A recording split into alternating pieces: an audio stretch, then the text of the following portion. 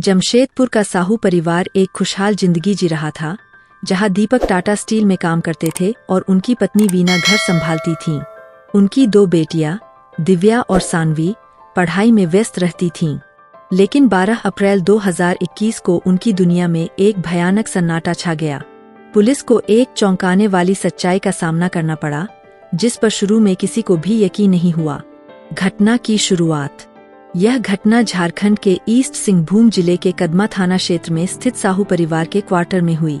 परिवार में 42 वर्षीय दीपक कुमार साहू, गोलू, उनकी 36 वर्षीय पत्नी वीना देवी और 2 बेटियां, 15 वर्षीय दिव्या कुमारी और 10 वर्षीय सानवी कुमारी थीं। दीपक टाटा स्टील के फायर ब्रिगेड डिपार्टमेंट में कार्यरत थे और वीना एक गृहिणी थीं। दीपक ने अपनी नौकरी के साथ साथ ट्रांसपोर्ट का एक साइड बिजनेस भी शुरू किया था, अपने बचपन के दोस्त प्रभुजी और उनके भांजे रोशन के साथ। सब कुछ ठीक चल रहा था, लेकिन लॉकडाउन ने उनके साइड बिजनेस पर असर डाला। 12 अप्रैल 2021, 2 अलग अलग घटनाएं। 12 अप्रैल को 2 अलग अलग घटनाएं सामने आईं जो बाद में आपस में जुड़ गईं। पहली घटना, रिंकी घोष का गायब होना। दीपक की बेटियों को पढ़ाने वाली 21 वर्षीय ट्यूशन टीचर रिंकी घोष सुबह 11 बजे घर से निकलीं, लेकिन दोपहर तक वापस नहीं लौटीं। उनकी मां नीलिमा घोष ने चिंता में वीना को फोन किया, लेकिन दीपक ने बताया कि वीना और बेटियां रांची गई हुई है और रिंकी पढ़ाकर तुरंत निकल गई थी। जब रिंकी का कोई पता नहीं चला, तो परिवार ने पुलिस को सूचित किया। दूसरी घटना, रोशन और उसके परिवार पर हमला।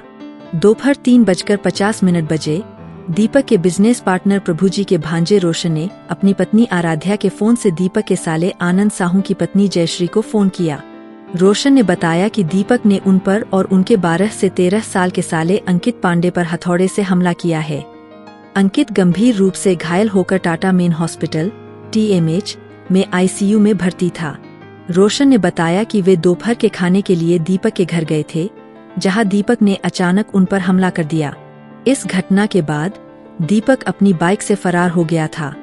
रोशन की बात सुनने के बाद आनंद और जयश्री दीपक के घर पहुंचे, लेकिन घर पर ताला लगा हुआ था। अंदर की लाइटें, पंखे और AC चालू थे, जिससे उन्हें चिंता हुई। रोशन ने आनंद से अपना फोन लेने के लिए कहा था, जो दीपक के घर की किचन में गिर गया था। ताला तोड़ने के बाद वीना के भाई ने किचन में खून जैसे पदार्थ देखे। पास के ही एक और क्वार्टर नंबर 99 में वीना और उनकी दोनों बेटियां मृत पाई गईं और हर तरफ खून फैला हुआ था। रिंकी के परिवार वाले भी अपनी बेटी को ढूंढते हुए वहां पहुंचे। घर की तलाशी के दौरान रिंकी का सैंडल किचन के पास मिला और बच्चियों के कमरे में उसकी स्कूटी खड़ी थी। अंततः रिंकी को एक बेड बॉक्स के अंदर पाया गया, जिसके हाथ मुंह पर टेप लिपटा हुआ था और वह आधे कपड़ों में थी। पुलिस को तुरंत सूचना दी गई और जांच शुरू कर दी गई। पुलिस जांच और दीपक की तलाश। पुलिस ने घर को सील कर दिया और फॉरेंसिक टीम को बुलाया गया। घर से शराब की बोतल, 4 मोबाइल फोन, 1 रोशन का और कुछ कैश और गहने गायब मिले। दीपक और उसकी बाइक भी गायब थी। पुलिस का शक तुरंत दीपक पर गया। वीना के परिवार ने बताया कि 12 अप्रैल की सुबह 10 बजे दीपक उनके मायके आए थे और अपनी पत्नी के गहने मांगे थे, यह कहते हुए कि उन्हें जमीन की रजिस्ट्री के लिए पैसों की जरूरत है। उन्होंने यह भी बताया था कि वीना और बेटियां रांची घूमने जा रही है। पुलिस ने दीपक के मोबाइल फोन को सर्विलांस पर लगाया। उसकी आखिरी लोकेशन विष्णुपुर में मिली, जहां उसका फोन स्विच ऑफ हो गया था। दीपक अपनी पत्नी के लाखों के गहने और हजारों रुपए कैश लेकर फरार हो गया था। दीपक की गिरफ्तारी और कबूलनामा। पुलिस ने दीपक को पकड़ने के लिए 4 टीमें लगाईं और जगह-जगह छापेमारी की।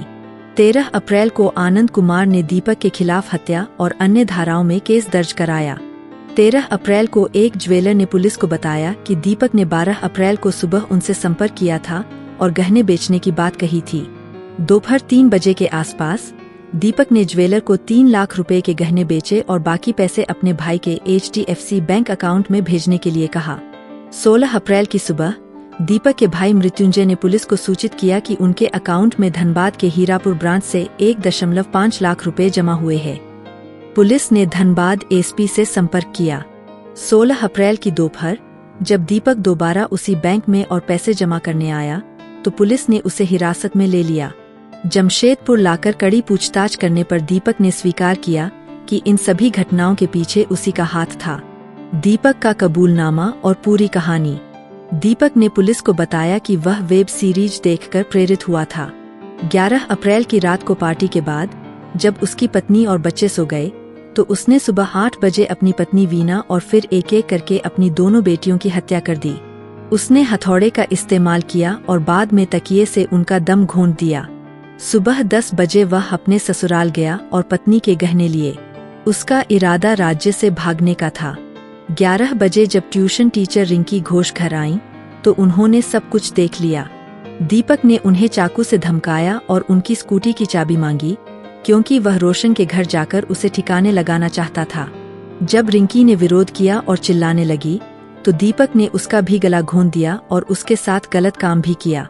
बाद में उसने रिंकी के शव को बेड बॉक्स में छिपा दिया। दोपहर 2 बजे जब रोशन अपने परिवार के साथ लंच के लिए आया, तो दीपक उन्हें भी ठिकाने लगाना चाहता था, लेकिन रोशन के साथ मारपीट के बाद वे अस्पताल चले गए और दीपक को मौका नहीं मिला। वह अपनी बाइक से भाग गया, गहने बेचकर पैसे लिए और फिर धनबाद पहुंचने से पहले पुरी और रांची में रुका। उसने अपने भाई के अकाउंट में पैसे इसलिए भेजे थे क्योंकि वह आत्महत्या करना चाहता था और नहीं चाहता था कि उसके परिवार को कर्ज या बदनामी का सामना करना पड़े। हत्या का मकसद। दीपक ने पुलिस को बताया कि उसके बिजनेस पार्टनर प्रभुजी और रोशन ने उसके साथ धोखाधड़ी की थी। प्रभुजी ने उसे पुश्तैनी मकान बेचने के लिए उकसाया और उसे एक ऐसा ट्रक बेचा जिस पर 5 लाख रुपए का रोड टैक्स बकाया था। रोशन ने भी बिजनेस में उससे 5 लाख रुपए का गबन किया। इन सब से उसे भारी नुकसान हुआ और वह कर्ज में डूबता चला गया। उसे अपने पुश्तैनी मकान बेचने का पछतावा हुआ। उसने बदला लेने का फैसला किया, लेकिन सोचा कि अगर वह जेल जाता है तो उसके परिवार का क्या होगा। इसलिए उसने पहले अपने परिवार को खत्म करने और फिर प्रभुजी और रोशन को ठिकाने लगाने की योजना बनाई। कानूनी कार्यवाही। अगस्त 2021 में पुलिस ने दीपक के खिलाफ कोर्ट में चार्जशीट दाखिल की, जिसमें आईपीसी की धाराएं 302 हत्या, 2001 अपराध के सबूत मिटाना, 376 बलात्कार, 326 खतरनाक हथियार से गंभीर चोट पहुंचाना और 379 चोरी शामिल थीं। दीपक ने खुद को बेगुनाह बताया और ट्रायल शुरू हुआ। 25 गवाहों ने उसके खिलाफ गवाही दी। 1 अप्रैल 2023 को उसे सभी आरोपों में दोषी पाया गया। 6 अप्रैल 2023 को सेशन कोर्ट ने उसे मृत्युदंड की सजा सुनाई। दीपक ने इस फैसले को झारखंड हाई कोर्ट में चुनौती दी, लेकिन 28 अप्रैल 2025 को हाई कोर्ट ने भी सेशन कोर्ट के फैसले को बरकरार रखा। अब यह मामला सुप्रीम कोर्ट में जाएगा। यह कहानी एक भयानक सच्चाई को उजागर करती है कि कैसे एक व्यक्ति की हताशा और धोखे की भावना उसे इस हद तक गिरने पर मजबूर कर सकती है।